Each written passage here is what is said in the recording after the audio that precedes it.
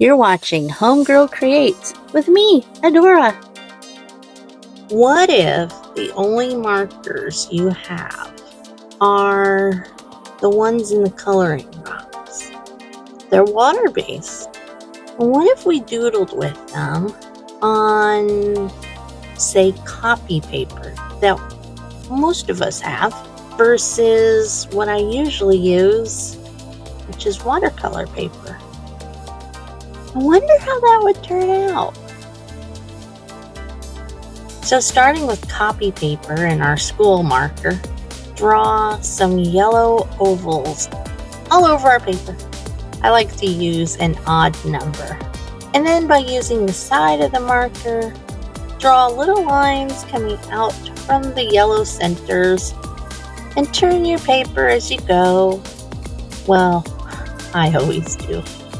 Once we get our little orange lines all around our yellow circle, we could stop there and doodle him into a lion. Roar. Or we could finish doodling all the flowers. I chose orange and red. Next, with the green marker, make lightning bolt marks. That's all my leaves are right now. Just little lightning bolts. And maybe double them up if you want a thicker leaf. And remember, I always turn my paper. Once I get all those leaves in, I'm going to come in with the brown marker. And I'm going to add some sticks. Just a couple lines here and there. I don't worry about the shape of anything. Just be free. And then let's scribble in some blue sky. Next, put down a piece of paper towel, put your paper on top of that, and we're going to spritz it with some water.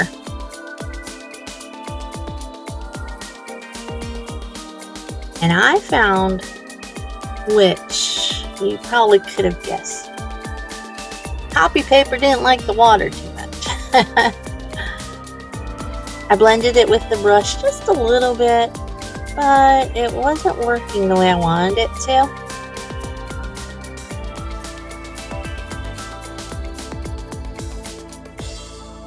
So I decided to just go ahead and dry off the paper with another paper towel.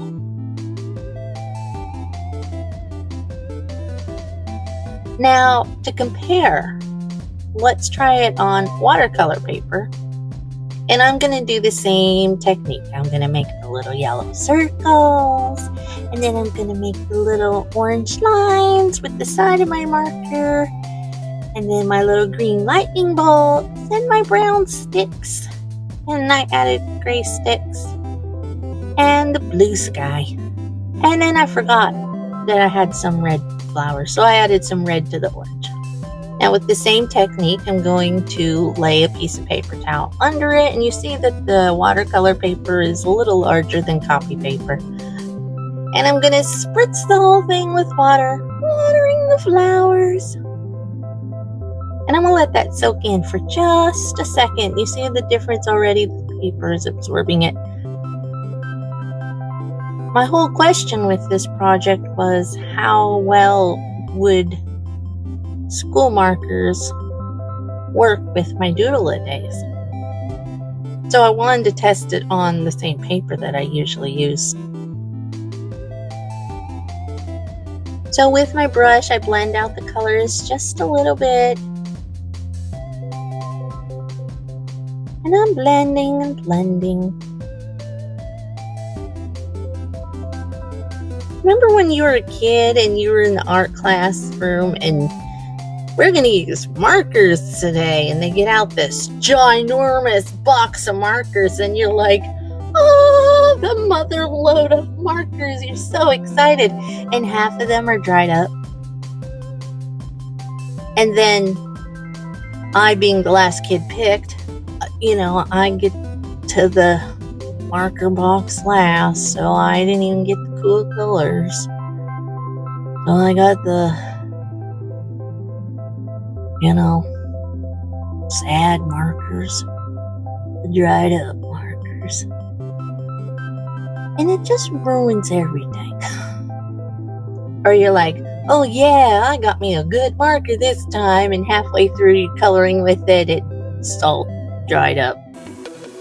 Dangummit.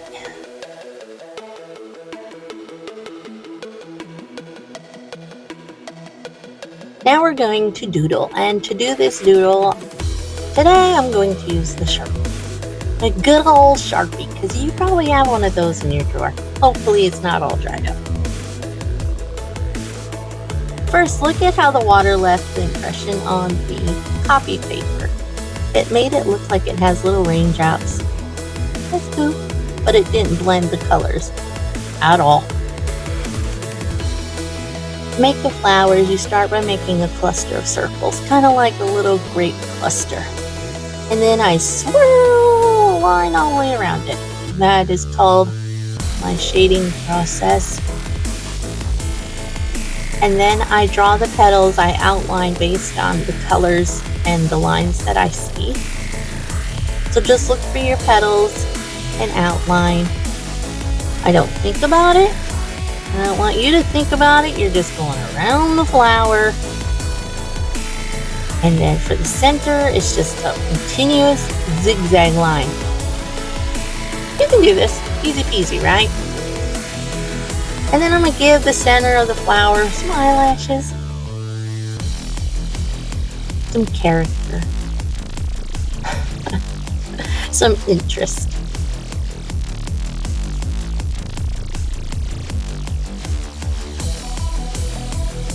And then outline the leaves just as you see them, and then squiggle in some vein lines. It might be that you want to do this project with your kids, and I think that is a great idea. Maybe let them use the copy paper and you can use the watercolor paper. We had 4 kids, 10 years apart. So when it was back to school season and we had to buy school supplies, we almost had to take out a second mortgage. School supplies cost a lot. So when they would come home at the end of the school year and they still had some life left in their art supplies, I always saved them so that we could still use them for summer crafts. And we would sit and color or do watercolors together. And we always used copy paper because it was the easiest to get our hands on and it was the cheapest. Now I'm going to show you how I do a Doodleaday.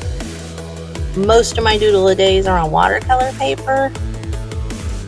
I usually use a different type of marker, but this marker still was pretty vibrant. I like the colors. I feel like the colors ran a little bit more and they kind of faded out a little bit more than I would have liked. But I really like how that flower turned out. So same thing, you're going to draw clusters in the center,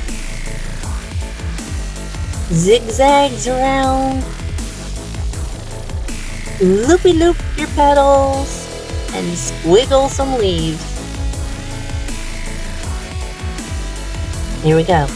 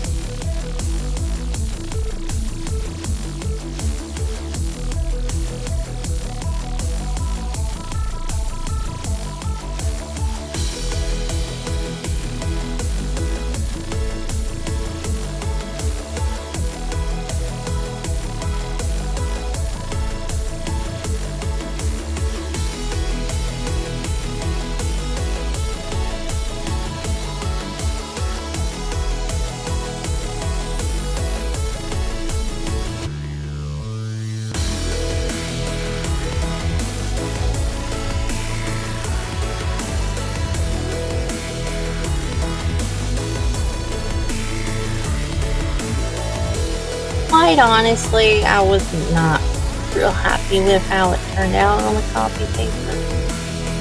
And then I started to pick it up and throw it away, and I was thinking, hey,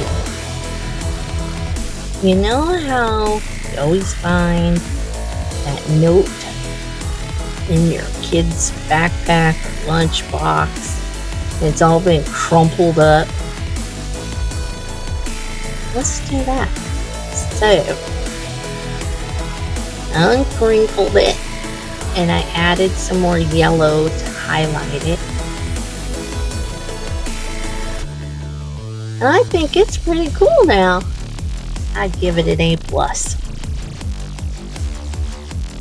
Went ahead and put some yellow on the watercolor paper as well. Just give it that little extra jazz. I hope I inspire you, regardless of the budget, to create some of your own doodles today using water-based markers. And just a little bit of creativity. Share it with the kids. Now go hang it on the fridge.